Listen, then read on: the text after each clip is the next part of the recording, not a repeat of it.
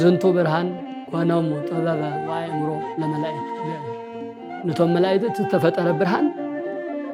طباب كوينوم طباب مالت هيمانوتي طباب مالت امنتي طباب مالت مستو علي قدوس ياريد ونا درسته هادي قوة تسعة نقدة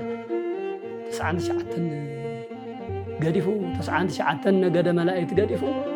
حادث طفأ مقع حادث طفأ أدام نمقلاش نوانا مسأ يبل ملكة يهودا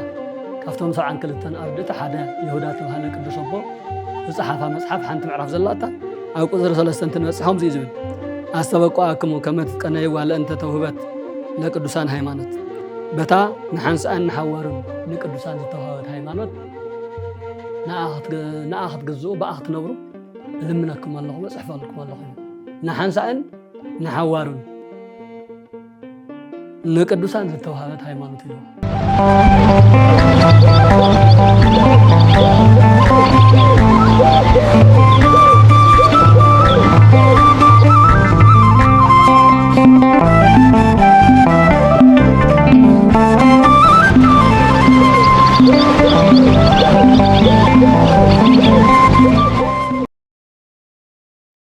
بسم الله وولد ومنفس قدوس أحد أملاك كوراتن دق እግዚአብሔር استفلالي يكون عالم كوينكم قال أملاك بميديا بيلكم تكتاتلو دقنا خلقاتكم እግዚአብሔር ስም ደሓን ዳሓዲራትኩም ደሓን ዳዕላትኩም እግዚአብሔር መስኩላትና ይኹን نأخذكم سماعي إذن لبنا ሃይማኖታዊ አእምሮ ናይድማ ተናጋሪ ርቱ አንደበት ሰናይ ኃይለ ቃል መንፈሳዊ ጥበብ ይዓድለኒ ይዓድልኩም لما عنتي أب مناسي دقنا زلعلو أب ሃይማኖት ዙሪያ زلعلو حتوتات مسرت غيرنا كن النغاغرينا كلاتكم أبزز اللهم وخينكم بأقباب كتكتاتلو تدامصو زي ورهن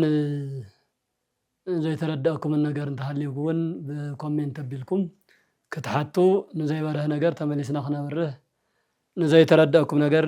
مليسنا كنا رد منفساوي قديتنا سلازخنا بزي قالنا أتنا حزين أفتمونا حتوتاتنا كنا أتوينا قروم زي حتى زي بزح غزياون زحتات نارقا بزح غزياون زملاس ناي أماني زبالة كلهون مسارتاوي حتوه مسارتاوي طياقي كخون زقبقو طياقي أيو امناتنا هيمانوتن ماني عبي هيمانوتو ويس امناتي عبي مسرخة كندي هيمانوتات الله وزو هيمانوت الذيو هيمانوت كندايا هيمانوت حنت ديكونتنيا زبل بوشتو زحاقوف مسرتاوي نغريو ما بتي حتىهم مسرت امناتن هيمانوتن ماني عبي ماني نقص ماني بلص ماني حمق زبهال زودادر نجار كيكونس امنتنا هيمانوتن بخلطة قسي وي بخلطة قالات يقلص امبر ترغاميو مالسو ግን ሓደ እዩ እምነትን ሃይማኖትን ከም ክልተ ስም ንሓደ ሰብ ክልተ ስም أبو أبراهام تهلو أديو دما يساق كتبولة تخل من حدا شبيه أبراهام يساقم ويجا تحدا قرية خلا يخل تحدا والديه كلا يخل زير جن حدا شب كل التسم ثلاثة تسم 4 تسمون كله يخل أزو قد يزيون أمنات تباهل أنت تتصوع هيمانوت تباهل أنت تتصوع خل التناجر زجلس تكون أسنا حدا نجر زجلس الناس الذي حدث كوزخنا حدا دمو مود داري يكال من عبي من نقص مبال أي كال تخوين قداس እምነትን ሃይማኖትን ዝብሉ ክልተ ቃላት እንታይ ፈላላይ ኣለዎም فتحيتهم نمنتايهم كل تقالات كوينهم كل تفيدلات كوينهم بخمي تنتنو زبل بزبل تقانعنا يا حز حشي يخون بزي مسألة እምነትን ሃይማኖትን ካብ ክልተ ግስታት ዝወፁ ሓደ ትርጓሜ ዘለዎም እዮም ሃይመነ ካብ ዝብል ጥረ ግስ ወፂኡ አመነ ይብል ትርጓሜኡ አመነ ወይም አመነ ተባሂሉ ተተላዕሉ እውን ፍትሑ አመነ ይዝኸውን በአማርኛ ቋንቋ ተርኢና ሃይመነ አመነ አምነ አመነ ስለዚህ ፊደል ናይ ፊደል ፈላላይ እምበር ናይ ትርጉም አፈላላይ እያበሉን ማለት እዩ ከምዚ ዓይነት ግስታት አለው ለምሳሌ ቦአ ገብአ አተወ ዝብሉ ሰለስተ ግስታት ተልዒልና አተወ እዩ ፈትሖ ቦአ ማለት እውን ምእታው እዩ አትዩ ማለት እዩ ገብአ ማለት እውን ምእታው ማለት እዩ መምላስ ወይ ምእታው አተወ እውን ባዕሉ አተወ እዩ ምእታው እዩ ግን አው ግስ ግን ብዙሕ ዓይነት ብዙሕ ግስ ተገሲሱ ፍትሑ ግን ሓደ ይኸውን ሆረ ነገደ እንተልና ሆረ ከደ እዩ ነገደ እውን ከደ እዩ ስለዚ ሃይመነ አመነ በዝብሉ ግስታት ተላዒሎም መጨረሻኦም ግን እምነት ወይም ሃይማኖትን እምነትን ክልተ ቃላት ሓደ ፍታሕ ዘለዎም ነገራት እዮም ማለት እዩ እዚ እውን በመጽሐፍ ቅዱስ አደግፍና ምርአይ ንኽእል ኢና ለምሳሌ ኣብ ማቴዎስ ወንጌል ምዕራፍ 15 ቁጽሪ 28 ዘሎ ናይ ሓንቲ ሰበይቲ ታሪኽ እንተርኢና ወብእሲቶ ኣብይ ሃይማኖትኪ ይኩንኪ በከመ ተአመንኪ ኣቲ ሰበይቲ ሃይማኖትኪ ኣብ ገዙ ሃይማኖትኪ ዝበለ ኣብ ትግርኙ ኣቲ ሰበይቲ እምነትካ ዓብይ እዩ ከም ድልየትኪ ይኹነልኪ በከመ ተአመንኪ ዝበለ ባዕሉ ተአመንኪ ዝብል ቋንቋስ ድልየት ኢሉ ገሊፅዎ ኣሎ ስለዚ እምነትን ሃይማኖትን ዘለዎም ንእሽተይ ናይ ርድኢት ኣገላልፃ እኳ ቀፂልና ንሪኦ እንተኾና ኣብቲ ሓፈሻዊ መልእኽቱ ግን ሃይማኖት ዝበሎ እምነት ኢሉ ገሊፅዎ ኣሎ እዚ ማለት እዩ ወብእሲቶ ኣብይ ሃይማኖትኪ እዛ ሰበይቲ እዚኣ ንብዙሕ ዓመታት ጓላ ሓይማታ ብዙሕ ብጓላ ሕማም እናተሰቃይ ዝነበረት እያ ካብ ዕለታት ሓደ መዓልቲ ግን ናብ ክርስቶስ መፅያ ከም ዘፈወስ ከም ዘድሕን ኣሚና መፅያ ወጎይታ ወለቲ ጓላይ ሕማዋ ሓደ ግዜ ናብ ዘይኮነ የውድቃ ሓደ ግዜ የድርቃ ሓደ ግዜ ካልእ ይብላ ስለዚ ተሳቅየ ኣለኹ ብጓላይ ሕማም ተሳቅየ ኣለኹ እሞ በዚ ፈውሰለይ ኢላቶ ንሱ ድማ ምግቢ ህፃናት ንኸለባት ክወሃብ ኣግባብ ኣይኮነን ንህፃናት ዝተዳለወ ምግቢ ንህፃናት እምበር ንኸለባት ክወሃብ ኣይግባእን ኢልዋ እቲ ዝነበረትሉ እምነት ዝነበረትሉ ህልውና ናይ ሓጢኣት ቦታ መሰረት ገይሩ እዩ ብኣራዊት መሲሉ ዝገልፃ ዘሎ ንሳ እውን እዎ ጎይታይ ከልቢ እየ ካብ ከልቢ ዘይሓሽኩ ብጣዕሚ ብሓጢኣት ዝተጨማለቕኩ ብሓጢኣት ዝተዋረድኩ ብሓጢኣት ዝወደቅኩ ኣይኮነን ከልቢ ካልእ ተባሂለ እውን ክፅዋዕ ዝግበአኒ እየ ብምባል ኣሚና ማለት እዩ ከለባትኒ ጉዋ ይበልዑ እንፈርፋራት ዘይወድቅ እማኣዳ ኣጋእዝቲሆም ኦ ጎይታ ተኸክል እዩ ኣነ ከልቢ እየ ካብ ከልቢ ዝነኣስኩ እየ ይኹን ዳ እምበር ከልቢ እውን እኮ ካብ ጎይተቶም ዝወደቐ ፍርፋሪ በሊዖም እዮም ዝሓድሩ እቲ ዓበይቲ ተኣምራት እቲ ዝግባእ ናይ ህይወት ስራሕቲ እኳ እስራኤላውያን ኣብ ኣመንቲ ተግበርካዮ ንሕና እውን ፍጡርካ ኢና ንስኻ ዝፈጠርካና ናይካ ፍጡራት ኢና እሞ እቲ ፍርፋሪ እቲ ንእሽተይ ነገር እኳስ ይግበአና እዩ ኢላ ኣሚና ብዝሃበቶ ቃል ኣነጋገርኣ እምነታ መሲሉ ትነግራ መሲላ ምንጋራ እንደገና ሓጢኣታ ኣሚና እወ ካብ ከልቢ እውን ዝነኣስኩ ይግበአኒ እዩ ዝበልካኒ ትዝሃብካኒ ስም ይግበአኒ እዩ ኢላ ትሕትና ተላቢሳ ምምፃኣ መሰረት ገይሩ ሰለስተ ዓበይቲ ነገራት ስለ ዝረኸበላ نزوم سلست عبيتي كاب أزرخبهم قمنا قرات مسألة غيره عبي سمه هو بسيطه أبي هيمانوتك يكون كيف كما تأمنك أتسويتي هيمانوتك ابنتك عبي كم ذا كدحنا الليل كي أمينك إخمس هم كم دليتك يخون لك إلى وسلزي هيمانوتك عبي ابنتك عبي أنت بالجليس والله مالي سلزي هيمانة ابنتن زفلالية واللون مالتي كم قال أي تقصي أمتي وسونجل معرف تشعة وطرنا سران حدا ونترئنا عسر تخلط عمت ملؤ دم النفس سا كان محبر سو تقليلا ما ننتاسئنا كما علكي كما حدرك زبلازي بالله بمكرا بسقاي بحمام تنبر زنبرت قالت نستيتي زينا كريستوس زينا مدحنيت زينا إيسوس كريستوس سميعة يدحنا الله يمهر الله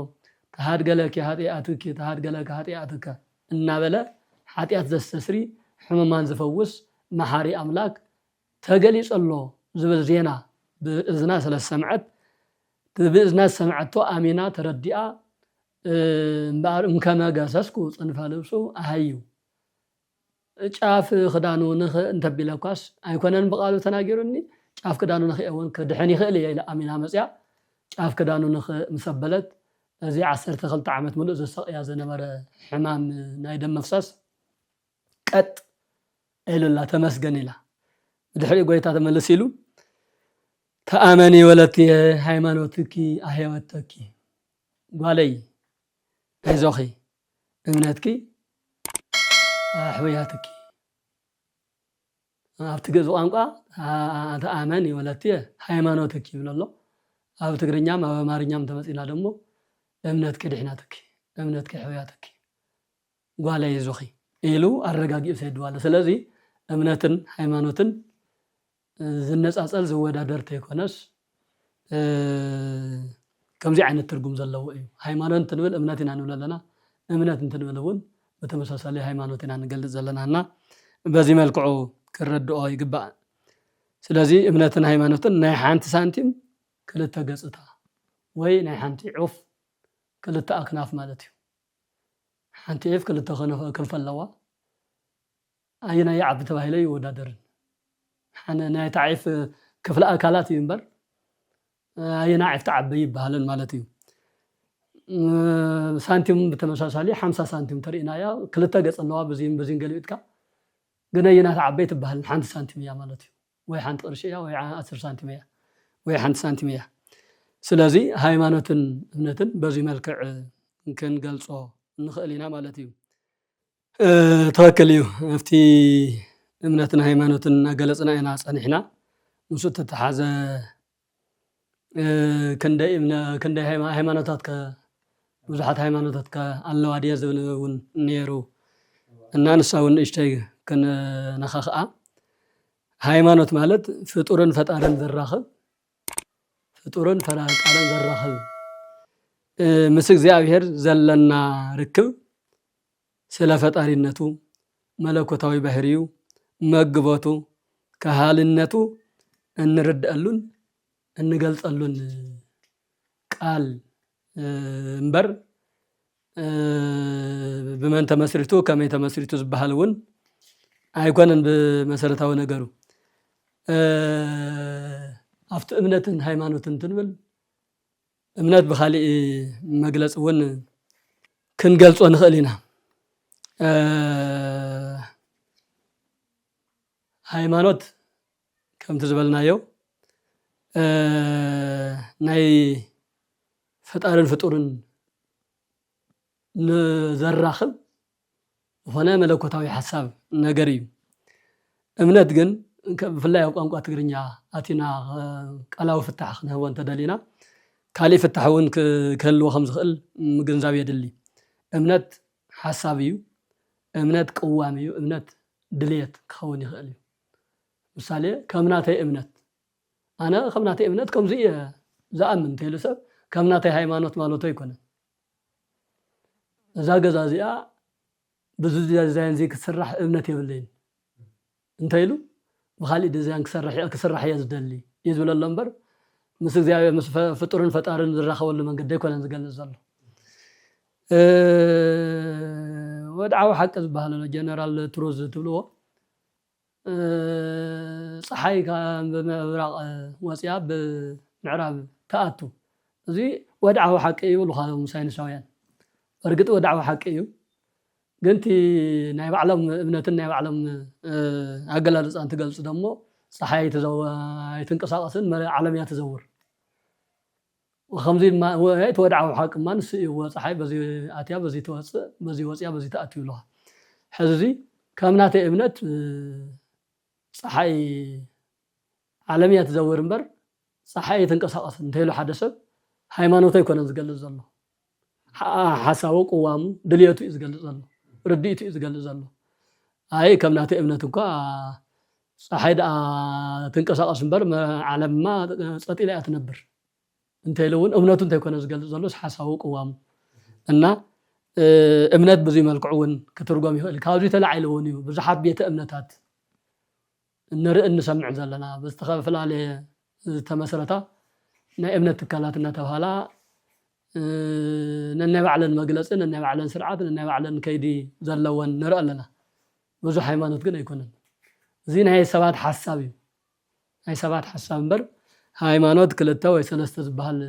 ሃይማኖት የለን ምክንያቱ እዚ ናተይ ናይ ሓደን ድልየት ይኮነስ ናይ መጽሐፍ ቅዱስ ቁዋም ናይ መጽሐፍ ቅዱስ ሓቂ መግለጽ እዩ ሓንቲ ሃይማኖት ሓንቲ ጥምቀት ሓደ እግዚአብሔር ሓንቲ ቤተ ክርስቲያን እያዙ ስለዚህ መጽሐፍ ቅዱስ ደግሞ ዓለም ዓቀፋዊ ዓለም ለኻዊ መጽሐፍ እዩ አማንን ዘይ አማንን ዝቅበሎ መጽሐፍ እዩ በነገሩ ስለዚህ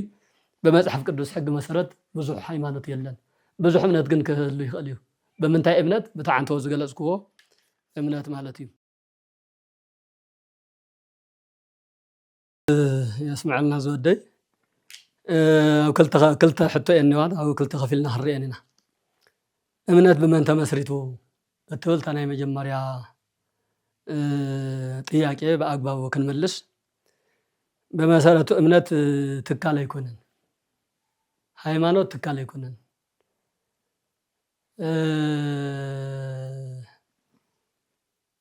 ቤተ እምነታት ትካላት ከሉ አይኸላን ሃይማኖት ንብሎ ግን ትካል አይኮነን ዝኾነ ሕብረት ሽርክና ማሕበረም አይኮነን እድር ማሕበረም አይኮነን ገለም አይኮነን ሃይማኖት ማለት ምስ እግዚአብሔር አምላኽ እንራኸበሉ ኣብ ልቡናና ዝሰአል ወይ ዝቅረጽ መለኮታዊ ሐሳብ እዩ ሃይማኖት ንብሎ ዝኾነ ገለ መስሪቱ ገለ ጀሚሩ ገለ ወዲኡ ዝባሃል አይኮነን ታይዳ ሰብን እግዚአብሔርን ፍጡርን እግዚአብሔርን ፍላይ ሃይማኖት ኣለዎም ዝባሃሉ በሃይማኖታዊ መልክዕ ዝጽውዑ ካፍቶም 22 ስነ ፍጥረታት ከለተ መላእክትን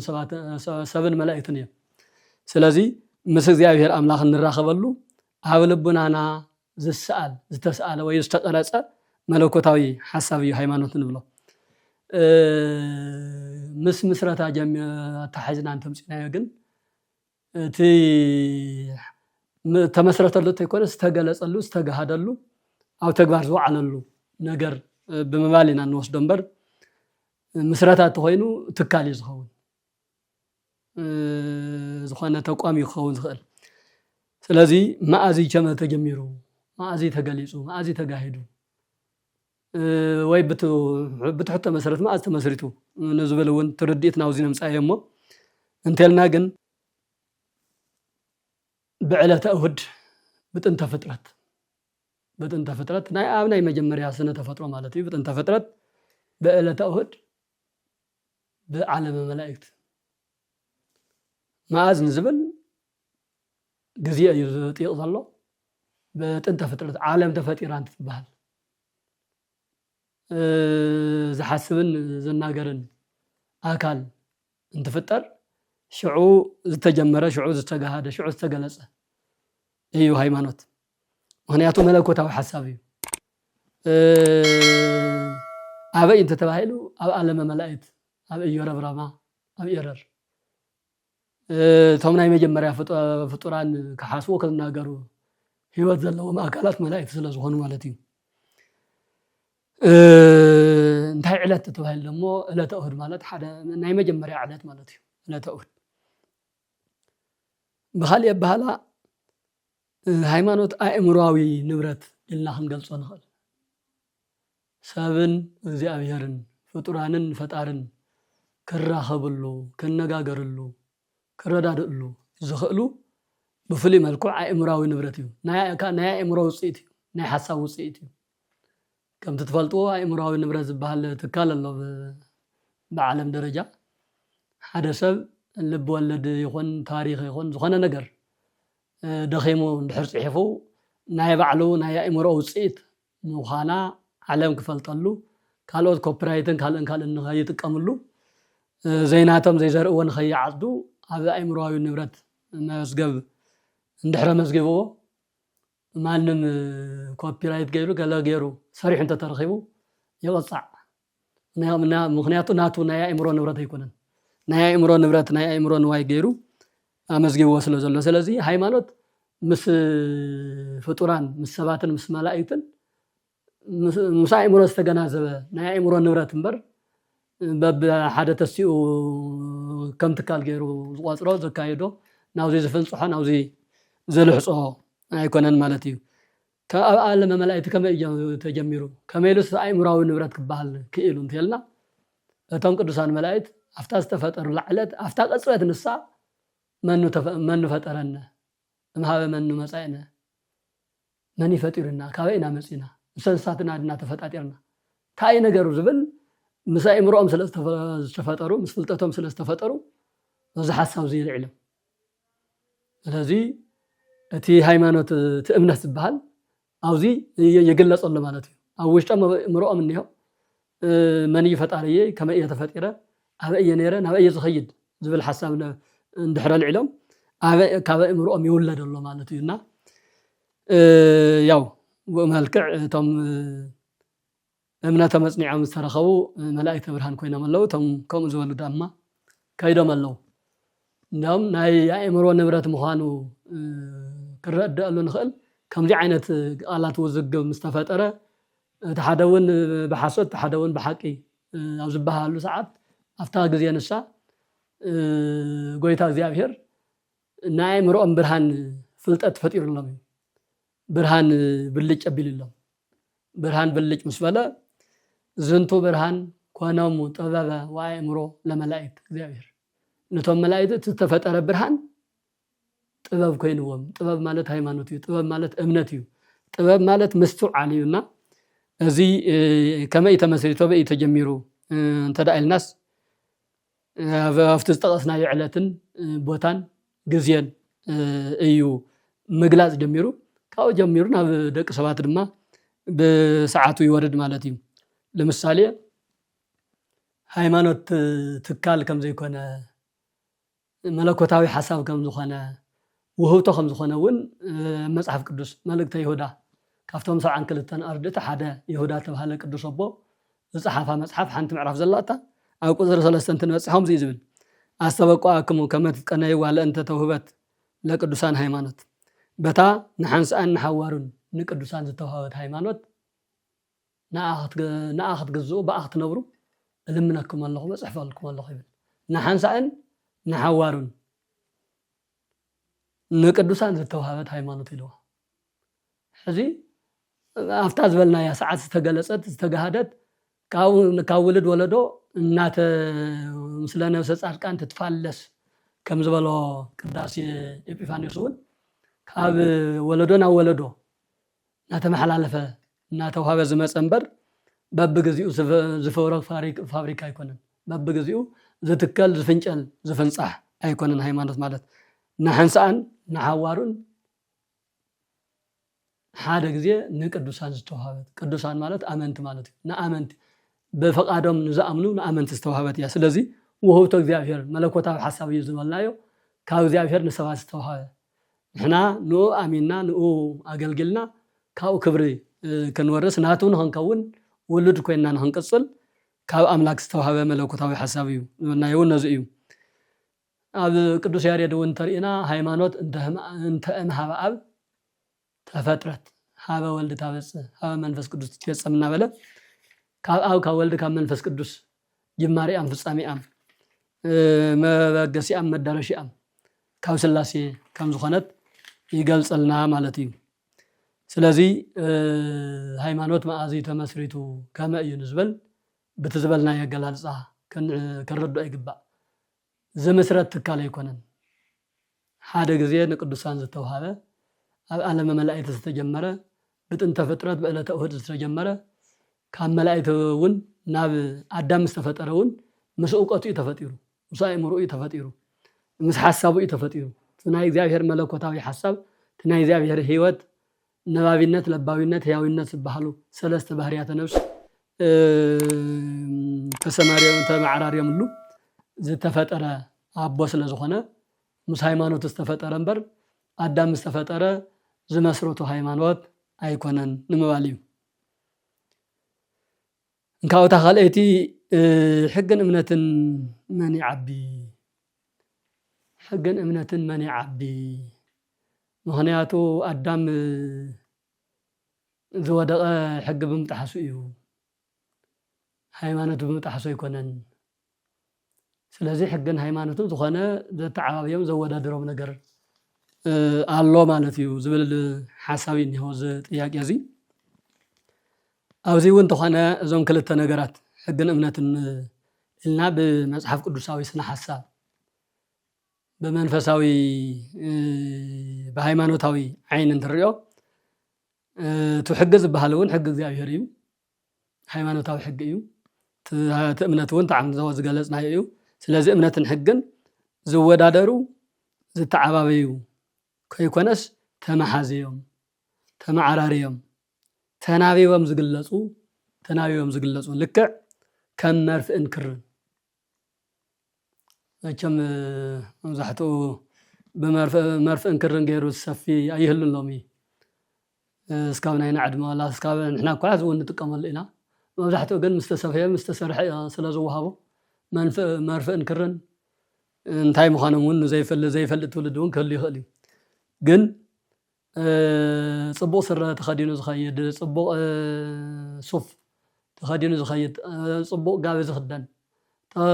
ንኽደኖ ክዳን ብምልኡ ናይ መርፍእን ናይ ክርን ውፅኢት እዩ ብማእለማ ድዩ ብገለ ብኻሊእ ብማሽን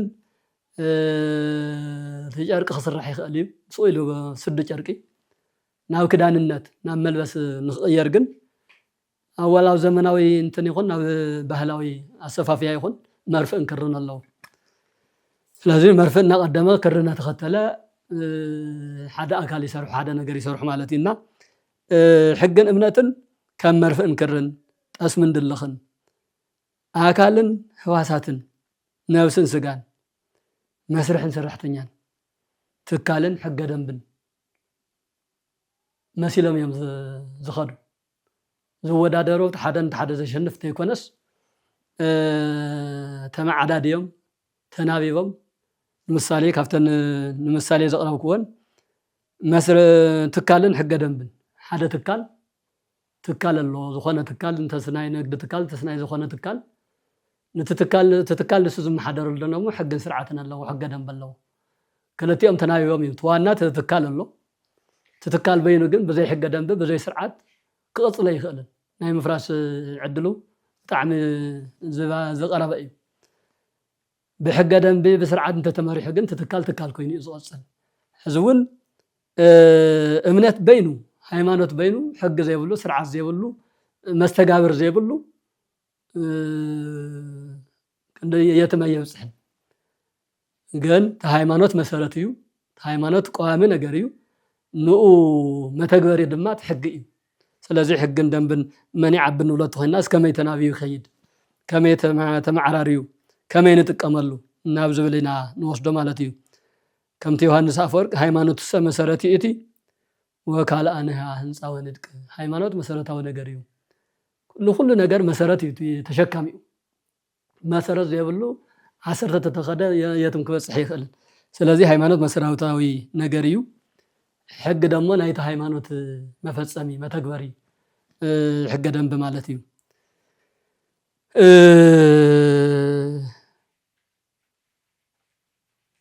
እምነት ምሳሌ እምነት እንብሎ እምነት ለሕጊ ይዓብን ኢና ዘለና እምነት እንታይ እዩ ሓንቶ ብውስን መልክዑ ገሊጽና ነርና እምነት ማለት ኣማኒ ተኣማኒ ምዃን እዩ ኣማንን ተኣማንን ምዃን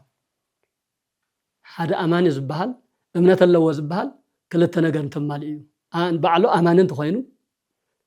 ነቲ ዝኣምኖ ኣምላኽ ድማ ባዕሉ ደግሞ ተኣማኒ እንተኾይኑ ኣማንን ተኣማንን ስለዚ በዚህ መሰረት ምሳሌ እምነትን ጥምቀትን ተርኢና እምነት ተቃዋሚ ነገር እዩ መሰረታዊ ነገር እዩ ባዕሉ ፈጣረለኒ መጋበለኒ በሓድነት በሰለስትነት በዘለው ነገራት እግዚአብሔር ዝኣምን ነቶም ዝኣመኖም ነገራት ደግሞ ተኣማኒ ኮይኑ ተግባራዊ ምላሽ ዝህብ ማለት እዩ ኣማኒ ሓደ እምነት ኣለዎ ተባሂሉ ዝግለጽና ስለዚ እምነት ኣማንን ተኣማንን ምዃን እንድሕር ኮይኑ ተኣማኒ ምዃን እንታይ ማለት እዩ እንተልና ካብቲ ተኣማንነት ዘበሎ ሓደ ጥምቀት እዩ ጥምቀት ደግሞ ምስርዓት ዝተተሓዘ እዩ ዝኣምነ ወዘተጠምቀ ይድህን ኢሉ ኣሎ በማርቆስ ወንጌል ምዕራፍ 16 እምነትን ጥምቀትንስ ከም እምነትን ሕግን ገይሩ ኣምጽእዎን ኣሎ ታ እምነት ናይ መጀመርያ መሰረታዊ ሕጊ መሰረታዊ ነገር እቲ ጥምቀት ደግሞ ነቲ ዝተኣመነ ነገር ምላሽ መሃብ ዝኣመነ ኣሚኑ ድማ ዝተጠመቀ ማለት ወዲ እግዚአብሔር ዝኾነ ዝድሕን ድሕር ተባሂሉ እሺ ክድሕን እየ ኢሉ ድሕር ኣሚኑ ሓደ ሰብ ክድሕን እየ ዝበለላ መንገዲ ተኣማንን ምዃን ሕገ ደንቢ ዝሓነ እንታይ ክገብር ዘለዎ ክጥመቕ ስለ ዘለዎ ይጥመቕ ማለት እዩ እንትጥመቕ እንተሎ ተግባራዊ ምላሽ ይበሎ ተኣማኒ ኮይነሉ ሕጊ ፈጺመሎ ማለት እዩ በተመሳሳሊ ስጋይን ደመይን ዝወሰደ ይድሕን ካብ ስጋይን ወደ ደመይን ወፃእ ዘሎ ደግሞ ይመውት ዝብል ኣብ ዮሐንስ ወንጌል ምዕራፍ 6 ብደንቢ بسفيح تسمير له تصحيفه تنقرنا له حزي قد مسغان دمن موساد امنت يدل مجمريا تمسرتاو ነገር አሜን ጋገን ተግባራው ምላሽ ንምሃብ ንተዛአመን ካዮ ተገዛእን ምዃን ግን ስጋው እንደምን ተቀበል ምስጢረ ቁርባን ተፈጽም ማለትና ሕግን እምነትን በዚህ መልክዑ እንተራአናዮም ዝበለጸ ይኸውን ማለት እዩ ሽንተና ካሌት ስማልና ላሳሳይ ህተና ከርኸለኹ እሺ ቅድስት ቤተ ክርስቲያን ሓድሽ አማኒ አኸመይ ተቀበል بخمي ملكع بخمي كبري بخمي تمهرتي بيناي منفس هي أماني أتقبل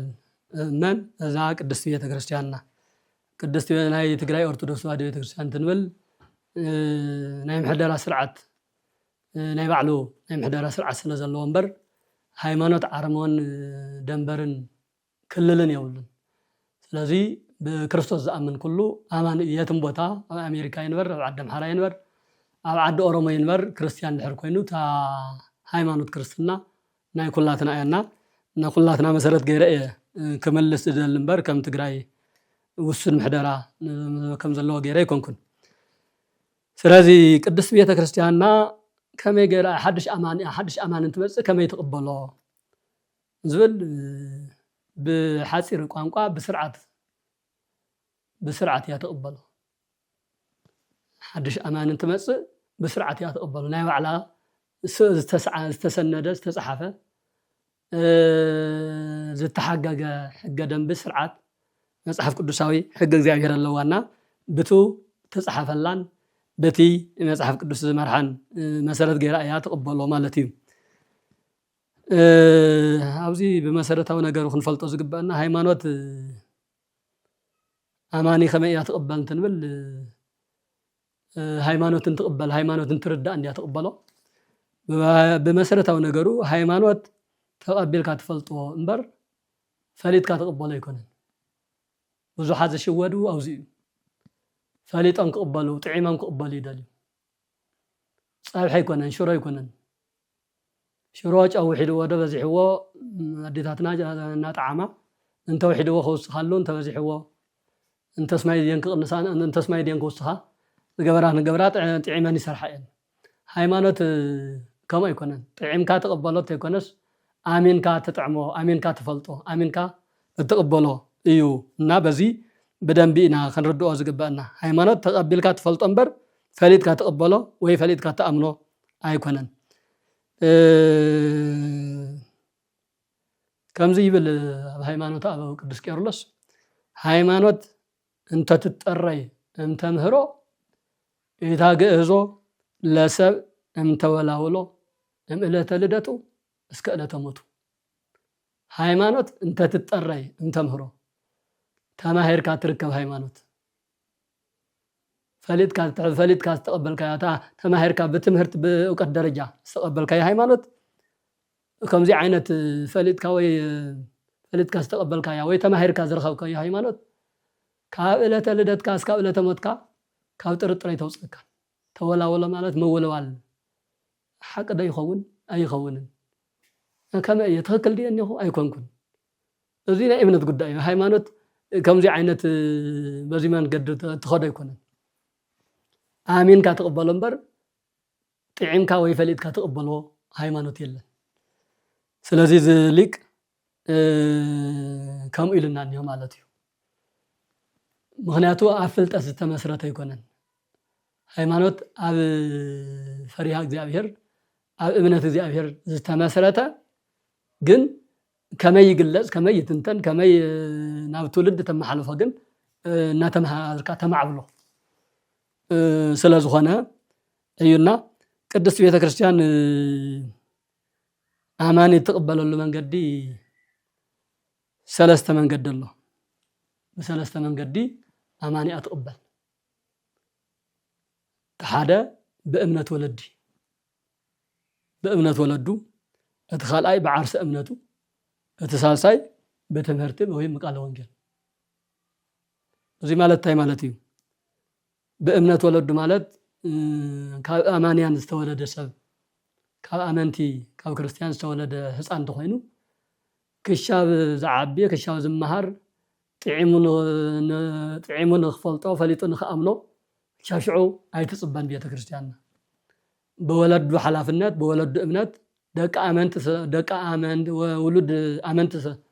ውሉድ አማን ስለዝኾነ ወለዲ በዓልቶም አሚኖም ተረዲኦም ወድና ስለዝኾነ በዓልትና ሓላፍነት ወሲድና እንዕብዮ ሓላፍነት ወሲድና እነምህሮ ሓላፍነት ወሲድና እቲ ሕዚ በወለዱ እምነት ዝተቀበሎ ነገር ንኽፈልጦን ንኽነብረሉን ሓላፍነት ወሲድና ኣለና ኣጥምቁልና ናብ ኣካል ክርስቲያን ኣባል ክርስቲያን ኣካል ክርስቶስ ኣካል ቤተ ክርስቲያን ይኹነልና ኢሎም እንተምፅዎ በእምነት ወለዱ ንወለዱ ሓላፍነት በመሃብ አማን ኣትቀበል ማለት ሓደ እቲ ካልኣይ በዓርሰ እምነት ዝበልናዮ ብዝተፈላለየ መንገዲ ኣብ ዝተፈላለየ ከባቢ ክዓቢ ይኽእል ለምሳሌ ወለዱ ኣዲኡ ወሊዳ ዝደብረየቶ እንተሰብ ሕክምና ዝገደፈቶ እንተሰብ ጎዳና ዝገደፈቶ ኣብ ዝተፈላለዩ መዕበይ ህፃናት ትካላት ክዓቢ ይኽእል ብዛዕባ ሃይማኖት ምንም ዘምህሮ የለን ግን ብሰብኣዊ ትካላት ተቐቢሎም ይዕብይዎ مس عبيه كونتات ترديو بتزلو تفطراوي ايمرو اغنازيو امنت كلو نغديو سلازي يلو بعلو بعرس امنتو انا كريستيان كون يدلي انتمص بناي بعلو حلافنت تقبلا نفتي دنبا اباغع نفتا بيت كريستيان ابالنت تصمبرو مالتيو تساساي بتمهرت ወንጌል እዚ ደሞ ካብ የአማንያን ዝተወለዱ ካብ እምነት ወፃኢ ዝነበሩ ናይ ቅድስት ቤተ ክርስቲያን ናይ ወንጌል አገልገልታ አሰማርያ አምሄራ ሰቢኻ አእሚና ምስ አመኑ ያው አካላ አባላ ጌራ ተቀበሎም ማለት እዩ እዚ እንትንብል ሶይሉ ወላ ዝኾነ ጸኒሕስ አማንየ ስለዝበለ ሶይል ካይተቀበለን ያ ስለ እምነቱ ባዕሉ ዝገልጸሉ መንገዲ ተመቻችወሉ ከመይሉ ከም ዝመፀ ንምንታይ ከም ዝመፀ እንታይ ከም ዝደለየ ዝጎደሎ ትምህርቲ ንሱ ተረዲእዎ ዝመሰሎ ግን ዘይተረድኦ ነገር እውን ከህሉ ግድ ስለዝኾነ ንሱውን ዝረዳእሉ ግዜ ኩነታት አመቻችያ ምስጢራት ዝካፈለሉ መንገዲ እንተኒሱ ሓሙሽተ አእማደ ምስጢር بزجبا أمهرة ناي سرعة مصحف أبطليس 3 عامات مفتن غزي 3 عامات تهابو يبل ن3 عامات زاكل تمهرت ሃይማኖት አሚኑ መጽይና ሃለወ ናይት እምነታት ተገባብራ ነፈጻጽማን በደንብ ረድኤት ንኸልዋን ግን ን3 ዓመት ዝኣክል በትምህርት ሃይማኖት ይጸንሕ ንዚው ናብ ቅዳሴ ማእኸል ጻኡ ንኡሰ ክርስቲያን ተባሂሉ ኩሉ ግዜ ዝእወጅ እቲ ነባር ስርዓት ሒዝዎ ጸንሐ እቶም ካብ ካሊ እምነት ዝመጹ ኣብ ትምህርት ደረጃ ኣብ ንኡሰ ክርስቲያንነት ክርስቲያን ንኾኑ ኣሚኖም ግን ሃብተ ወልድና ተቀበሉ ስርዓተ ጥምቀት ዘይተፈጸመሎም እስካብ ፍርቂ ቅዳሴ አካባቢ ስርዓተ ቅዳሴን ፍሬ ቅዳሴን ተባሂሉ ኣብ ክልተ ክፈልቲ ቅዳሴ ስለዚ ኣብቲ ፍሬ ቅዳሴ ቅድመ መምጽሖም ዘሎ እቲ ናይ ስርዓት ኩነታት መልእክታት ዝነበብሉ ወንጌል ዝነበበሉ ዝስበኸሉ መዝሙረ ዳዊት ዝስበኸሉ ተንስእሎ ጸሎት ዝዮ ተሳህለነ ጸልዩና ተባሃለ ስርዓተ ጸሎት ዝበጽሐሉ ግዜ ንሶሻል ዝበጽሕ ኣብ ቤተ ክርስቲያን ይጸንሑ ግን ሙሉኣን ክርስቲያን ስለ ዘይኮኑ ጻኡ ንኡሰ ክርስቲያን ገና ናብ ሃብተ ወልድና ኣብ መንገዲ ዘለኹም ኣብ ደገ ጽንሑ ናብ ፍረ ቅዳሴ ናብ ስጋው ደም ገና ስለ ዘይበቅዑ ደገ ጽንሑ እናተባሃለ ዝእወጅውን ነዚ እዩ ንምንታይ ናይ ትምህርት ግዜ ስለ ዝወሃቦም እዩ ናይ ስርዓትን ናይ ትምህርትን ግዜ ስለ ዝወሃቦምና ቤተ ክርስቲያንና በዞም 3 መንገድታት እያ ትቀበል ነዚውን ንምንታይ እያ ከምኡ ኮይና እንተልና መጽሐፍ ቅዱሳዊ መሰረት ገርና ኢና ከረድኦ ዝግባእ መድኃኔ ዓለም ክርስቶስ ኣብ ዮሐንስ ወንጌል ምዕራፍ 10 አንቀጽ አባገ ዝባሃል ክፋል መጽሐፉ ክፍለ አስተምሩ ከምዚ ይብል ወበየ ካልአቲ አባገ ለይኮና እምዝንቱ አጸድ ሃለወኒ አምጾ እንዚ ወይ ሰማአኒ ቃሌ ወይ ከወና አሃደ መርኤተ ለአሃዱ ሞላዊ ይብል እዚ ማለት ታይ ማለት በትግርኙ ካብዚ መጓሰዚ ዘይኮና ካልኦት አባግዕውን ኣለዋኒ እየን ንኣተን ድማ ከምፀአን እየ ቃለይውን ክሰምዓ እየን ሓደ መጓሰ ክኾና ጓሰአንውን ሓደ ጓሳይ ክኸውን እዩ ይብል ዮሐንስ ወንጌል ምዕራፍ 10 ቁጥሪ 16 ዘሎ እዩ ስለዚ ሓድሽ ኣማንያ ከመይ ትቕበል ንዝብል በብ ዕለቱ በብ መዓልቱ በብ ወቅቱ ክትቅበል ከም ዘለዋ ኣብ ውሽጡ ዘለው ጥራሕ እንተይኮነት ሒዛ ትነብርስ ካብ ደገ እውን ክትቅበል ከም ዘለዋ ከመይ ከተምጾም ከም ዘለዋ እውን ክርስቶስ በደንቢ ኣማላኺቱ ኣሎሞ ኣመንታ በዚ መልክዕ ትቅበል ዝብል መልሲ እዩ ሽኖባና ቃልዮት ስማዕና ላፍቶት ለለሕት ክኸለኹ ሓንቲ ቤተክርስቲያን ንሓደ ውሉዳ ካብ ቤተክርስቲያን ወፅን ተይሉ እንታይ ዓይነት ምክርና እንታይ ዓይነት ትምህርቲ ትገብረሉ ንዕኡ ንክምለስና ንዕኡ ንክምሃር ገሩም ዝተተሓዘ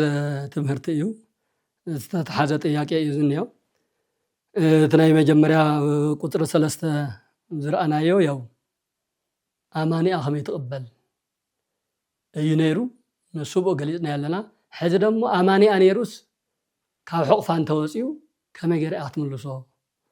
ወይ በቃ ይኸይድ ችግር የለን ኢላ ዲያስ ትብልስ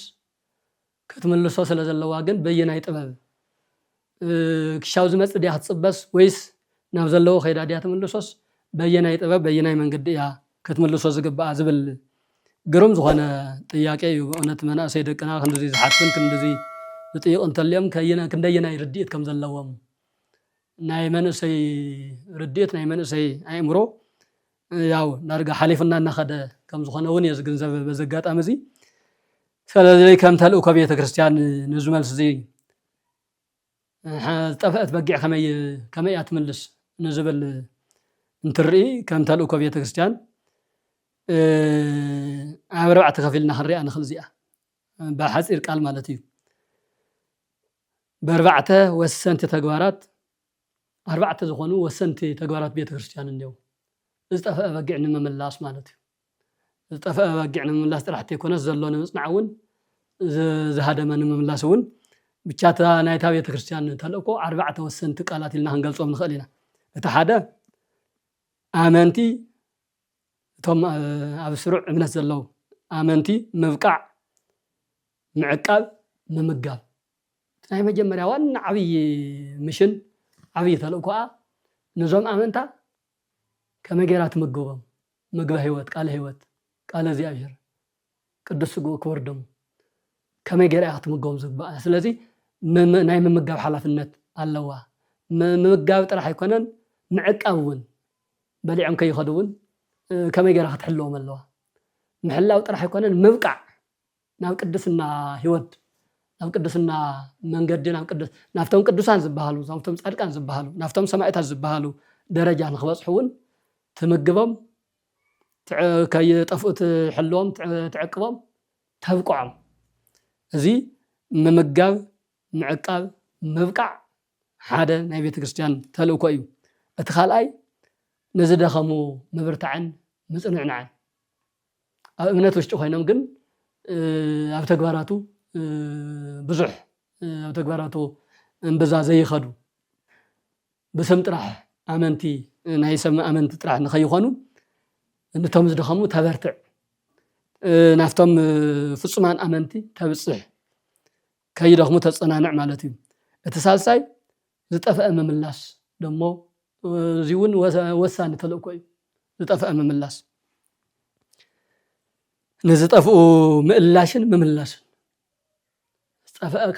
ከይጠፍኡ ትቆጻጸር በቶም ዝበልናዮም ክልተ መንገድታት እንተጠፊኦም ድማ ትእልሽ ኣልሽ ምርካብ ጥራሕ ዘይኮነስ ተሸኪማ እውን ናብ ደንበኣ ተእቱ መጀመርያ ከይወፅእ ክትሕሉ ኣለዋ ከይወፅእ በጊዕ ምስ ጠፍአ ምእላሽ ዘይኮነስ ከይጠፍእ ብዝግባእ ምሕላው ጥራሕ ዘይኮነስ ምብቃዕ ምምጋብ ከይጠምዮ ከይደክም ከም ገለ ኢሉ እኳ ኣምሊጡ እንትወፅእ ድማ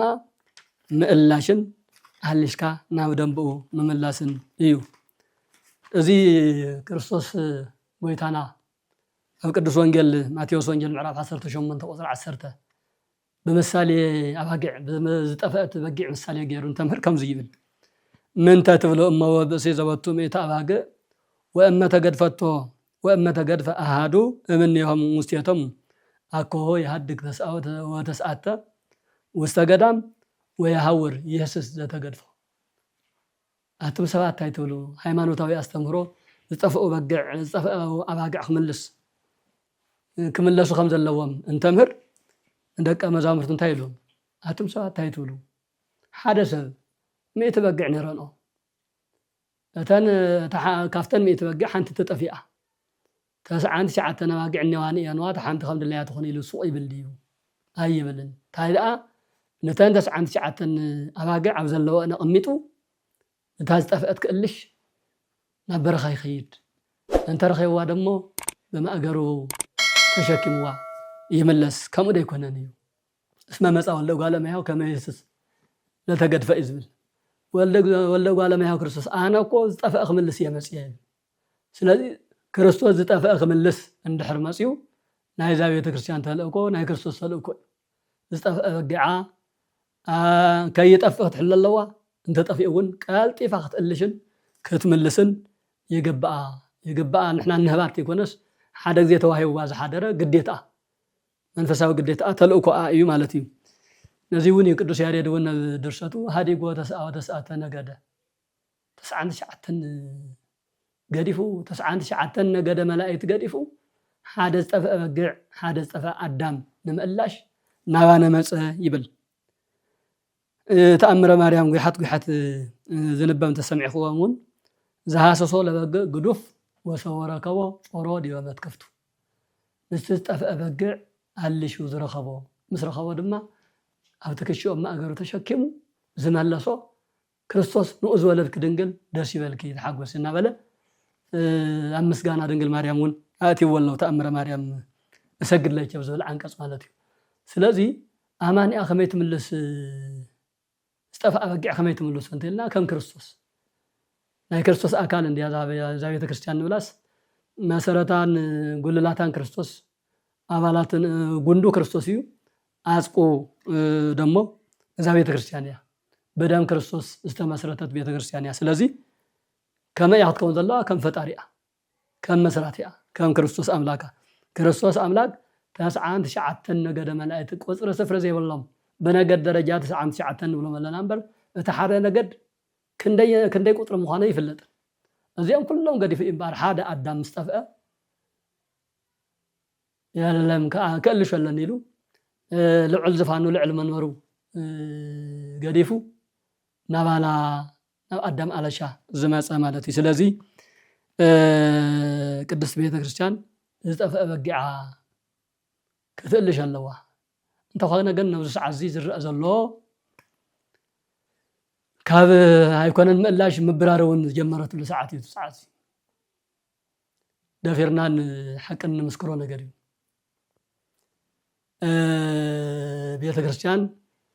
بيت كريستيان زلنا استفلالي مرحنا زلنا اكلات ناكمنا انت يكون الناس نبتنا كم زلنا ايو زلنا رديتن زلنا مرداتان سند زملاخ زلو بطعمي اب مجرشا اب ودقت ام بتتان اب عبي سنفنا كم زلنا اي زملاخت بزحات باقي طفا حنت باقي كونتن بزح باقي تفضل ስለዚህ ነዘነ ባቅዕ እዚአን ደሞ ተጠያቅቲ ንሕና ሓለውቲ ኢና ሓላው ተባሂሉ ዝተቐመጠ አካል ኣብ ብዝተፈላለየ መልክዑ ዝተፈላለየ ደረጃ ኮይኑ ሓላው ዝተባሃለ አካል ካብዘን ዝሕልወን ሓንቲ ትኾን ክልተን ተጠፊኣ በታ ሓንቲ ይኹን በታ ክልተ ተጠያቂ ምዃኑ ዝተፈለጠ ዝተረጋገፀ እዩ ግን ሓላፍነቱን ኩነታቱን ዝረስዕ ሓላዊ ኣብ ዘመንና ስለዝተፈጠረ ኣይኮነን ባግዑ ክሕሉ ንባዕሉ ምሕላውን ዝተሰኣነሉ ኩነታት ንገንዘብ ኣለና ከምኡ ግን ክኸውን ኣይግብኦን እቲ መልእኽትና መን መምህር ፍስሓ ኣብዛ ታይትብል መፅሓፉ ዘንበብናያ ዝተፈአት በጊዕ ኣብ ደንበይ ትእለሽ ኣብ ሜዳ ኣብ ዝተፈአትሉ ሜዳ ከይድካ እያ ትእለሽ እምበር ዝብል ዝፅሓፍ ኣሎ ትኽክል እዩ ካብ ቤተ ክርስቲያን ዝወፃ ዘለዋ ኣባግዕ እንተኾነ ንምውፃእን ተስፋ ንምቁራፅን ንሕና ምክንያት ከይንኸውን ክንጥንቀቕ ይግባአና ዝኾነ ኣጋጣሚ ወይ ብናይ ባዕለን ውድቀት ብናይ ባዕለን ስንፍና ወይ ብናይና ሕማቕ ብናይና ኣተሓላልዋ ጥበብ ዘለዎ ኣተሓላልዋ ካብዘይ ምዃኑ ዝተለዓለ እንተጠፊአን በቲሉ በጊዕ እንተጠፊኣ ጠፊኣ እዩ ጠፊኣ ገን ስኢልና ክንሪኣ ኣይግባአን ናብ ዘላቱ ከይድና ክንእልሻ ይግባእ መናእሰይ ይኩኑ ኣብ ዝተፈላለየ ብርክ ዘለኹም ደቅና እውን ዝኾነ ሓደ ኣካል ተሳሓየቱ ሓደ ኣካል ጠፊኡ ሓደ በጊዕ ወዲቑ እንትበሃል ንውድቀቱ ብዘፋጥን ንውድቀቱ ክቕፅለሉ ብዝኽእል እንተኾነ ከም እንታይ ኣትይኩም ካብ በልበል ዝኽእል መንገዲ ኣይኮናን ከንስዕቦ ዝግባአና ሓውና እንተወዲቑ ሓፍትና እንተወዲቓ መራሒና እንትሰኒፉ መሓዛና እንተሰኒፉ ቀሪብና ኣፅናዕኒዕና መኺርና ክንምልሶ ዳ ይግባእ እምበር ናብ ቪድዮን ናብ ኦድዮን ናብ ካልእን በመስጣሕ ስማስም በመሃብ በመግዳድ ንዛ ዝጠፍአት በጊዕ እዚኣ ንሕና እውን ተወሰኽቲ ናይ ውድቀታ መንገዲ ኢና ነስፍሖ ዘለና እና እዚ ክኸውን የብሉን ሰብ ከም ሰብ መጠን ሰብ ኮይኑ ዘይጋገ ኩሉ እኳ እንተዘይበልና ግን መብዛሕትኡ ሰብ ይጋገ እዩ መብዛሕትኡ ሰብ ይሰንፍ እዩ ብቃላት ይጋገ ብተግባር ይጋገ በመለኻኽታ ይጋገ ዓርዩ ደሞ ተስፋ እንትቆርፅ ደሞ ወፂኡ እውን ይኸይድ ስለዚ ተስፋ ንዝቆረፀ ተስፍኡ ከመለምልም ብዝኽእል መንገዲ ስዒብና ተኸቲልና እንታይ እዩ ሽግርካ እንታይ እዩ ፀገምካ ብዝሕዝን መልክዑ ዝረኸብናዮ ቀጥታ ናብ ቲክቶክን ናብ ገለ ነእቲና ክንወቅሶን እንታይ ምፀካ እንታይ ያበለካ ክንብሎን ኣይኮነን ዝግባእ ካብ ቪድዮን ካብ ካልእን ካብ ቀረፃ ወፃኢ ጌርካ ኮፍ ኣቢልካ እንተኽእልካ ባዕልኻ መኺርካ ዘኪርካ እንተተመሊስልካ እሰየ እንተዘይክእልካ ናብ ዝመኽሮ ኣካላት ናብ ዝመኽሮ ቦታት ምኽሪ ኣገልግሎት ክህቡ ዓቕሚ ናብ ዘለዎም ኣካላት ወሲድካ ንዓና እስኪ ንዓስኪ ምሳሕ ክጋብዘካ ንዓስኪ ንእሽተይ ኮፍ ኢልና ንፃወት ኢልካ ወሲድካ ናብ ዝምከረሉ ቦታ ወሲድካ መኺርካ ዘኪርካ እዩ كم أنت خاينون نفتت والله كويس زقب أمبر سؤال كاب زرا خوكايو قطامي وصرقا خوكايو أنقول رخوكايو نزي أنا على من مقلح نقويو قويا أما قعنا خطفلنا وسيخ خطفلنا أمبر كمل سالنا زخل يكونن نهاية بيت كريستيان تلقوا ونص يكونن كمتي قدس بيطرس نقويتا طيقوا قويتا نتملس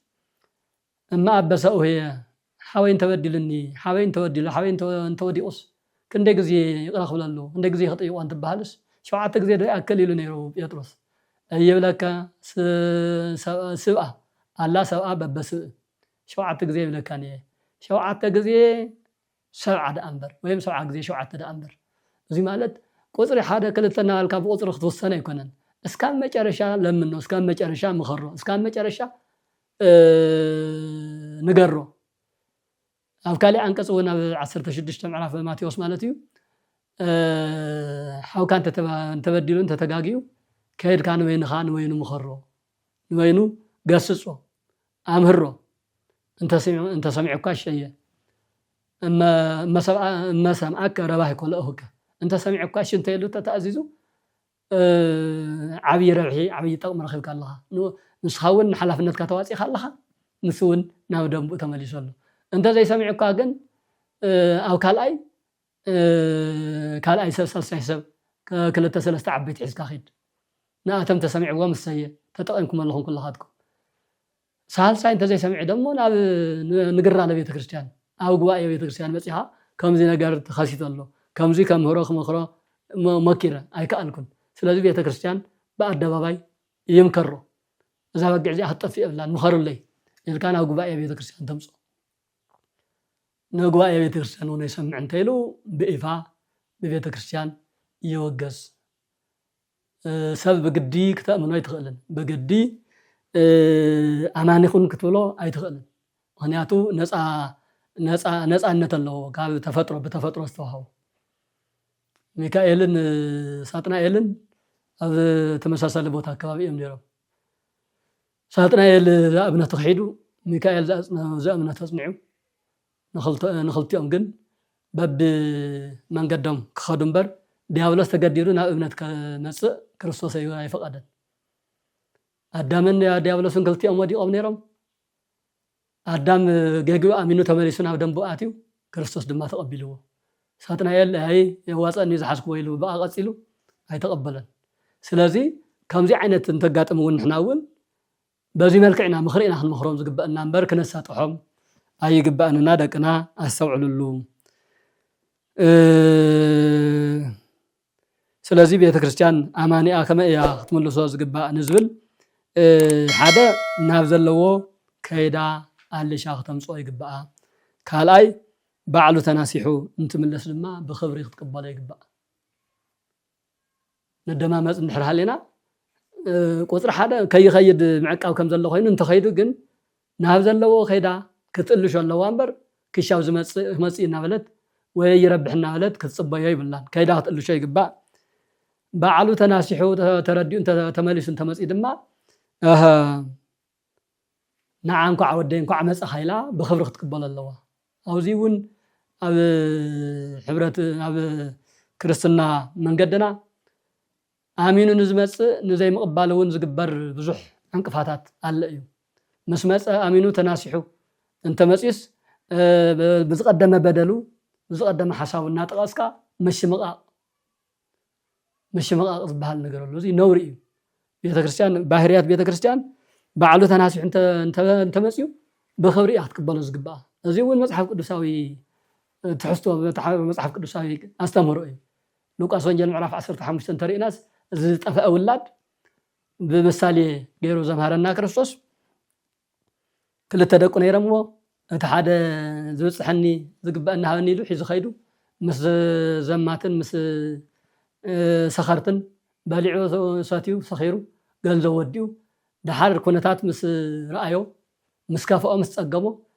ናብ ገዛይ ክምለስ እየ ናብ ኣቦይ ክምለስ እየ ኢሉ ተመሊሱ ኣቦ ድማ ገና በርሖ እንትሪኦ መልስኻማ እኮ ክፍልኻ ወሲድካ ዝግበአካ ብፅሒትካ ሒዝካ ኸይድካ ኢኻ እኮ ታትገብር ተመሊስካ ይበሎን እንታይ ደኣ ዝሞተይ ዝወደይ ሞይቱ ነይሩ ጠፊኡ ነይሩ ተረኺቡ ሞይት ነይሩ ብህይወት ኣሎ ስለዚ ዝሕረድ ሕረዱ ዘዘጋጁ ዝኽደን ክዳን አምፁ ቀለበት ግበሩሉ ዘሎ አማዕሪኩም አበቂብኩም ተቀበልዎ ኢሉ ከም ዝተቀበሎ ምሳሌያዊ ዝኾነ ትምህርቲ ይሁንና ኣሎ ክርስቶስ ስለዚ ቤተ ክርስቲያን ዝጠፍአ ውሉድ ከይዳ ክትእልሽ ኣለዋ ሓደ ተናሲሑ ተመኺሩ እንትመጽእ ደሞ ብኽብሪ ክትቅበል ኣለዋ አይ ንስኻማ ከምዚኣ ነርካ ኢኻ ኣይትእመንን ተጥፍእ ኢኻ እናበለት ካብ ስልጣኑ ካብ ዝነበሮ ጥቕማጥቕሚ ካብ ካልእ ከተግሎ ይብላል ንስሓ እንተኣትዩ በቃ ንስሓ ኣትዩ ቀሪ ንስሓ ቀሪ ዘመን ካልእ የብሉን ምናልባት ምስ ክህነት ምስ ዲቁና ምስ ገለት ዝተተሓዘ ተኾኑ ናይ ባዕሉ ቀኖና ኣለዎ ብተቀኖና መንገዲ ኢና ንሪኦ ከም ሰብነቱ ከም ክርስቲያን ግን ብታ ዝነበራ ብዘለዎ ሞያ ክሰርሕ ብዝነበሮ ስልጣን ክቕፅል ብዝነበሮ ጥቕማጥቕሚ ክህልዎ ዝግባኦ ክብሪ ክወሃቦ እዩ ዝግባእ እዚ እናኾነ ግን ኣይንሪኦን ዘለና እና እዚ ክኸውን ምሕፀንተናን ፀዋዒትናን እዩ ማለት እዩ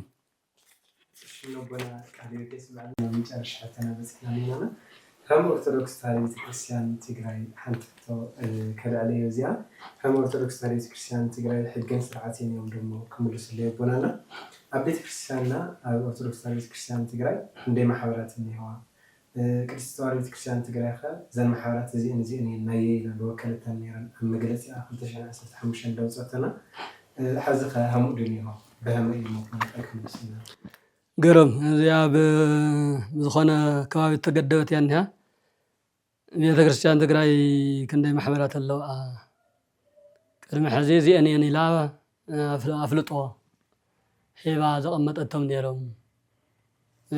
እዚ እንታይ እዩ ዝመስል ከም ሕገ ቤተ ክርስቲያን ትግራይ ከም ሃይማኖት ትግራይ ኮና ንብል ኣለና ከም ሕገ ቤተ ክርስቲያን ሕጊ በብስርዓት በብኸባቢኡ ነናይ ባዕሉ ስርዓት ስለ ዘለዎ ሓሙሽተ ኣሃት ኣብያተ ክርስቲያናት ዝበሃላ ኳስ ብሃይማኖት ብኣምልኮ ሓደ ኢና ብስርዓት ግን የንረኸብን ኣይኮነን ሓሙሽተ ኣሃት ኣብ ሓንቲ ትግራይ ትበሃል ከባቢ ተቐሚጥና እኳ ብስርዓት ደረጃ ዝተፈላለየ ስርዓት ክህልወና ይኽእል እዩ ንምሳሌ ስርዓተ ቅዳሴ ዝእተወሉ ነግህን ሰርክን ከምኡ እውን ዋላ ሰርክ ኮይኑ ኣብ ሓደ ከባቢ 7 ሰዓት ክእቶ ይኽእል ኣብ ሓደ ከባቢ 6 ሰዓት ክእቶ ይኽእል ከም ኣየር ፀባዩ ንምሳሌ ሕሞራ ኮይንካ 7 ሰዓት ቅዳሴ ኣቲኻ 9 ሰዓት ክትወፅእ ትኽእልን ዓቕመ ይፈቅደልካ ዘሎ ሃሩርን ዘሎ ኢንቫይሮንመንት ማለት እዩ ስለዚ ብስርዓት ዝተፈላለየ ዘይፃባእ ግን ዝተፈላለየ ትሕዝቶ ዘለዎ ስርዓት ክህሉ ስለ ዝኽእል ከም ሕገ ቤተ ክርስቲያን ትግራይ ክንደይ ማሕበራት ኣለዋ ዝብል ብሕጊ ማዕቀፍ ዝተቐመጡ ቤተ ክርስቲያን ትግራይ ቤተ ክርስቲያን ከም መንበረ ሰላማ ኦርቶዶክስ ተዋህዶ ቤተ ክርስቲያን ትግራይ ናይ ባዕላ ዝኾነ ሕግን ስርዓትን ኣለዋ መጀመርያ ሕገ ቤተ ክርስቲያን ዝብል ብደንቢ ብስርዓት ዝተሰነደ ቤተ ክርስቲያኒቱ ባዕላታ ቤተ ክርስቲያን ሊቃውንታ ወኪላ ነገራት ኣመቻችያ እቶም ሊቃውንቲ ካብ ዘለው ኢትዮጵያን ኤርትራን ሓዊሱ ካብ ዘለው ኣሃት ኣብያተ ክርስቲያናት እውን ዘሎ ሕገ ቤተ ክርስቲያን እንታይ ይመስል በመሃል በመድህሳስ እዚ ኩሉ ዳህሲሶምን ጾሚቆምን ንኣና ከም ተጋሩ እውን ዘሎ ህልው ኩነታት ዘገናዘበ ገይሮም ኣውፅኦም ናብ ሊቃውንት ብትግራይ ደረጃ ውክልና ዘለዎም ሊቃውንት ቀሪቡ ከምኡ እውን ናብ ኣባላት ቅዱስ ሲኖዶስ እውን ናብ ሲኖዶስ እውን ቀሪቡ ጠቅላላ ኣብቲ ዝግባእ ብርክ ምስ በፅሐ በሲኖዶስ ደረጃ ዝፀደቐ ሕገ ቤተ ክርስቲያን ኣለና እቲ ሕገ ቤተ ክርስቲያን ክንደይ ማሕበራት ሓቂፉ ኣሎ እንተልና 3 ማሕበራት ማሕበረ ካህናት እንትንብል ዲያቆናትን መነኮሳትን ጠቅላላ ኣብ ክህነት ኣገልግሎት ዘሎ ማለት እዩ ማሕበረ ካህናት ማሕበረ ምእመናን ደሞ ጾታ ብዘይፈሊ ተባዕታይ ኣንስታይን ዓብይም ካሊእም ክኸውን ይኽእል ዝሮ ግን ማሕበረ ካህናት ማሕበረ ምእመናን ማሕበር መናእሰይ ወይ ድማ ቤት ትምህርቲ ሰንበት ማሕበር መናእሰይ ዝብል ቤት ትምህርቲ ሰንበት እዩ ብውክልና ዝሕዞ እዞም 3 ማሕበራት እውቅና ወይ ኣፍልጦ ሂባ ካብዚ ወፃኢ ካሊእ بحجز بسند بحجز طايشه محبر يبلين قدميو كمزي كمزولو محبرات نيرم بزح حجزي استخاتته يكون الى اوجا بأونا تسرحلو اسكا حزون الله ስለዚህ ቤተክርስቲያን በሕገ ቤተክርስቲያን መሰረት ክንደይ ማሕበራት አለው እዞም ሕዚ ሰለስተ ዝጠቀስናዮም እዮም ንሱ ተታሒዙ ግን ካልኦት ማሕበራት ክህልው ዶ ይኽእሉን እዮም ማሕበራት ክህልው ይኽእሉ እዮም ጠቅላላ ከም አስተምህሮ ቤተክርስቲያንና ብማሕበር ዝፅዋዕ ብዙሕ ነገር ኣለና ካብ ማሕበረ መላእክት ይጀምር ማሕበረ መላእክት ማሕበረ ምእመናን ማሕበረ መላእክት ማሕበረ ነቢያት ማሕበረ ሐዋርያት ማሕበረ ጻድቃን ማሕበረ ሰማዕት ማሕበረ ደናግል ማሕበረ መነኮሳት እናበሉ በዘርፍን እና ባዕሉ ወዳበን እና ባዕሉ እንጦንሳዊ ናይ እንጦንስ ነገደ እንጦንስ ዘራ እንጦንስ ዘራ መቃርስ ዝኾነ ማሕበረ መነኮሳት ተባሂሉ ይጽዋዕ ናይ ነቢያት ዘር ኣብ ብሉይ ኪዳን ዘለው ነቢያት ብምልኦም ደሞ ዓበይቲ ነቢያት ይኹን ደቂቅ ነቢያት ማሕበረ ነቢያት ዝብል ስያሜ የለዎም መላእክት በዓልቶም ደሞ ማሕበረ መላእክት ቅዱስ ያሬድ ነህና ማሕበረ መላእክት ወጠን ተናገሮ በእንተ መስቀሉ ለክርስቶስ እናበለ ይናገር ማሕበር ከም ዘሎ ማለት ይና ዝተፈላለዩ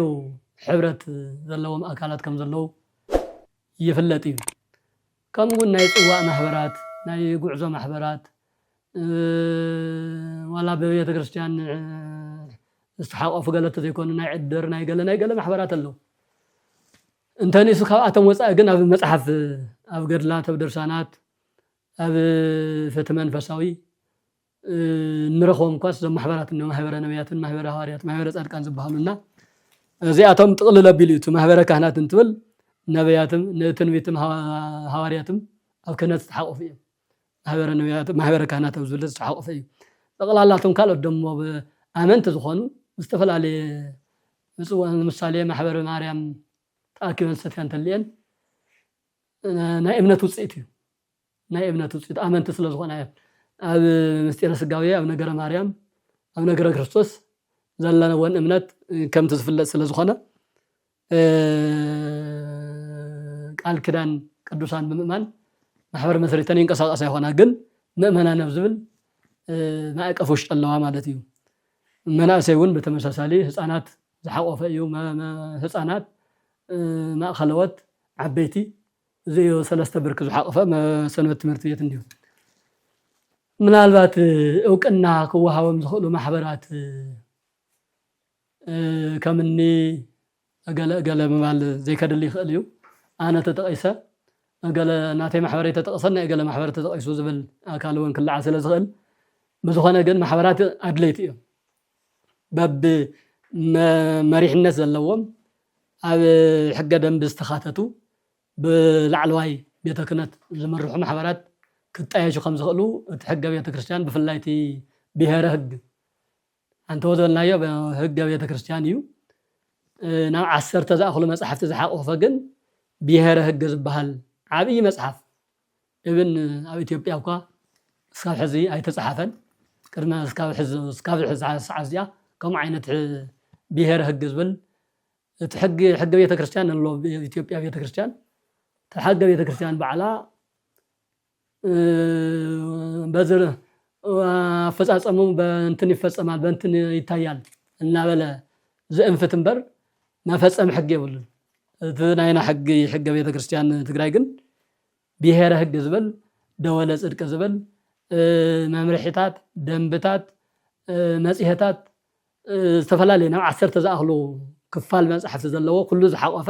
ስሙ ግን ብሄረ ሕግ ዝብል ኣሎ ናፍቱ ብሄረ ሕግ ውሽጢ ማሕበራት ቅጣያሻ ከም ዝኽእላ ኣመልኪቱ ኣንፊቱ ኣሎ ከመ እየን ዝጣያሻ መጀመርያ ሕገ ደንቢ ይወፀን ማሕበራት ዝመሓደራሉ ዝምርሓሉ ተፀዋዕነተን ናበይ ክኸውን ኣለዎ መን ክቆፃፀራል ኣለዎ እንተጥፊአን ዝግሰፃሉ እንተልሚዐን ደሞ ዝሙገሳሉን ዝበረታትዓሉን መንገዲ ንክህሉ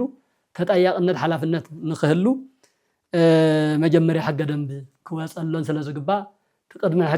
ሕገ ደንቢ ቅድሚ ምውፅኡ ግን ማሕበራት ምጥያሽ ማለት ዝገደደ ቅድሚ ምራኽ መስከብ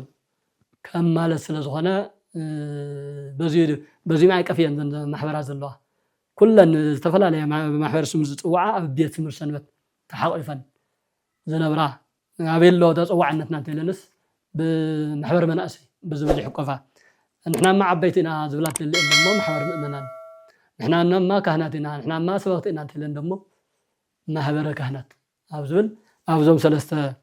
تحقيفن ينزل شحزي كطايا خمس خلا كن تحقي انفتينا بو منفسنا هنريو زلنا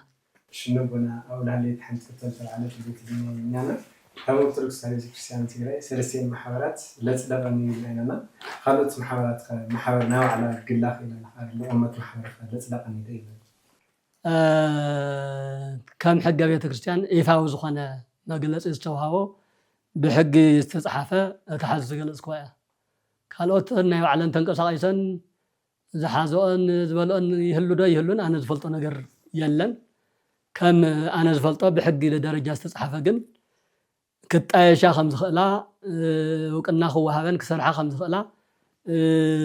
سبات بمحبراوي ملكع بزي ملكع እና ተحقفه بزمص قطري نتي اسرارحا نتي استمرو يقلاطفو يصبق انبر ايحمقن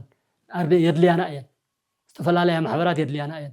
نبعلن تودبن رسن هنيصن محبراتن حزن ملأتها تحلف تدليها كواس حدا يحسب ملأت المحلاف بحدا سبب بيلكا كتحلف تخل سلازي يدلي اين كما يمحدرا كما يوقنا يوهبا ግን ገና መጀመሪያት ሰነዲዩ መማህደር ደንብዩ ናወጻይ ዝርከብ እነሱ መስወጻ ዘቀረባለው በርግጽ እውቅና ይወሃበን ይለና መንበረ ሰላማ 34 ዝኮና ማህበራት ዘቀረባለው ግን ተመማህደር ደንብ ናይ ባዕለን መማህደር ደንብ ቀሪበን ኣለዋ ንኡ ማነጅ ገይሩ ሓቂፉ አስተኻኺሉ አሪሙ ክኸይዝ ዝኽእል በተቋም በመሪሕነት ደረጃ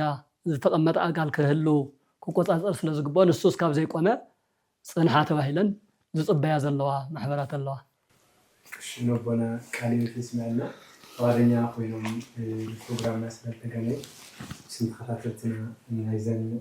ሰለስተ ሚዲያታት አውረክሲስ ሚዲያ ሰርጎስ ሚዲያ ቲቶ ሚዲያ ስታሚና ነመስክ ገሮም ደቀና መናሰይውን በዚህ መልኩ ሕቶ ቀሪብኩም ብፍላይ ናይ ሎም ማዓንቲ ፍሉይ ዝገብሮ ብዙሕ ግዜ ሓደ በዓል ሞያ ሓደ ጋዜጠኛ ከጥይቆን ክበርሃሉን ዝደለዮ ነገር ሓሲቦ የምጽእ ኣብዚኣ መልሲ ሃውን ይብል ብድሕሪኡ ንበይኑ ክገብራ እዩ ዝደሊ ናይ ሎም ግን ተቀናጅኹም ዋላ ሓደ አካል እቲ ዓላማን እቲ ራእይ እቲ ተልእኮ ህዝብ ንምምሃር ቤተክርስትያን ንምድሓን ህልውና ቤተክርስትያን ንምሕላው ስለዝኾነ ኩለን ሚድያታት ይምፃ እንተንእሱ ሰለስተ ሚድያታት ኣለዋ አብረክሲስ ሚዲያ እሴት ሚዲያ እና ስርጉት ሚዲያ ኣብ ቤተክርስትያንን ኣብ መንፈሳዊ ህይወት ዝነጥፋ ሚድያታት የንሞ ጉዳይና ተልእኮና ሓደ ስለዝኾነ ኩላትና ኣብዚ ሕቶ እዚ መሰረት ገርና ሓቲትና ንህዝብና መብርህ ንሃብ በመባል ሰለስተ ሚዲያ በሓደ መዓልቲ ዝተስተናገድሉ ግዜ ፍሉይ ግዜ እሞ ደቅና ንሕቶኹም ነገልግሎትኩም ንመንፈሳዊ ተሕበርኩም ኩሉ ብጣዕሚ ተመስግን እግዚአብሔር ይባርኩም እግዚአብሔር ይቀድስኩም ከም ተዓንተው ዘልናዮ ኣብዚ ጉዳይ እዚ ይኹን ኣብ ካሊእ ርእሰ ጉዳይ በቦታትኩም በመምህራንኩም ከበርህልኩም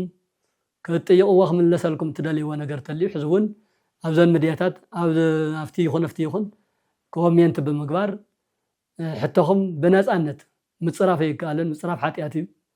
ንፅራፍ ሓጢኣት እዩ ንተፀራፍ እኳ ብዙሕ ሞገስ ክኾን ይኽእል እምበር ምንም ኣይኮነን نزم ميدياتاتكم كتعبيو شير كوبي لينك سبسكرايب زواغا زي انتني اسو واغا زي يخفلو ነገር ባት ከፍሉ ሓደራ ዝብል መልእክት ኣለና ወስብሐት ለእግዚአብሔር